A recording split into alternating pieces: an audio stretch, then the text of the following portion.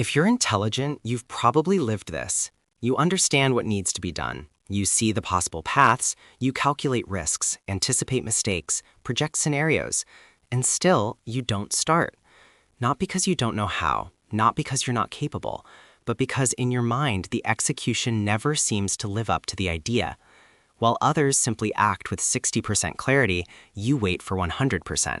While others learn by making mistakes, you try to eliminate the mistake before it even exists. And that's where the trap begins. Because the more sophisticated your thinking is, the harder it becomes to accept the inevitable imperfection of reality. And without realizing it, you start confusing preparation with progress, planning with movement, simulation with achievement. Your mind stays busy, but your life doesn't move forward. You think before you act. That sounds like a good thing, right? And it is. But there's a detail. You don't think just once. You think 10 times. You imagine how you'll start, how it might go wrong, how you could do it better, how someone might judge it, how to improve it before even trying. Meanwhile, someone else simply starts, fails, adjusts, and keeps going. You're still on the first step, inside your head. And here's the important point. The more scenarios you create, the harder it becomes to choose one. Not because you don't know what to do, but because there is always a better possible version. And when there is always something better, what is real feels insufficient. So you delay, not because you're incapable, but because your mind refuses to start below the ideal.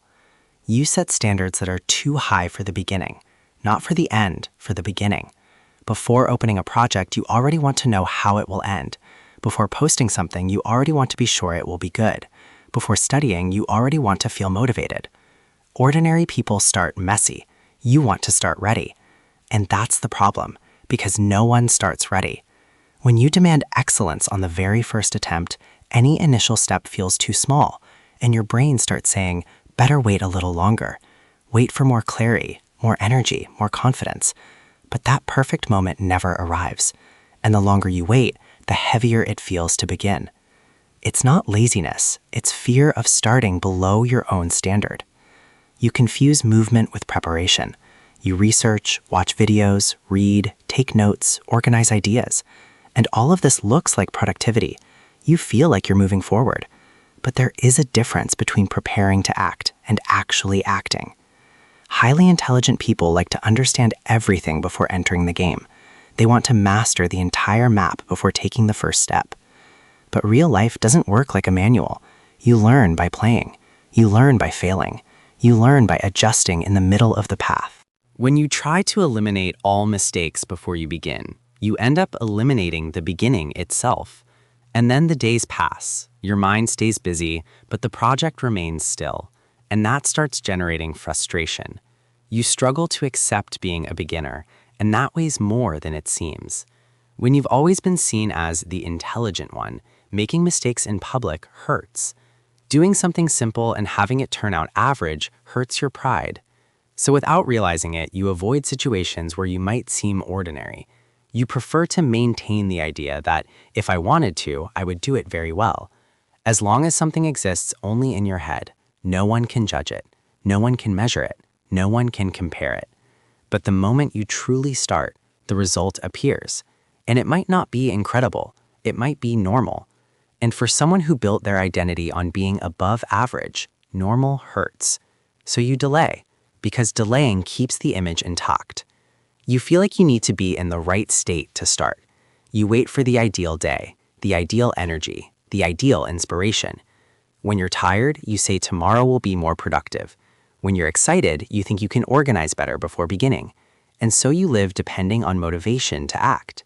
But most people who truly move forward don't wait to feel like it. They start without the perfect mood, without certainty, without guarantees. Intelligent people value logic, and logic says that starting without being in the best state seems inefficient. But in practice, it's the opposite. Action creates energy. Movement creates clarity. When you wait to feel ready, you hand control of your life over to your current mood. You think about the consequences before even trying, not just the good ones, mainly the bad ones. You imagine criticism, failure, comparisons, time that might be wasted, effort that might not pay off. Your brain is fast at predicting scenarios. That's an advantage. but it can also become a break. Because the more risks you see, the heavier the first step feels. While someone else sees only one possibility, you see 10 paths and 5 problems in each one.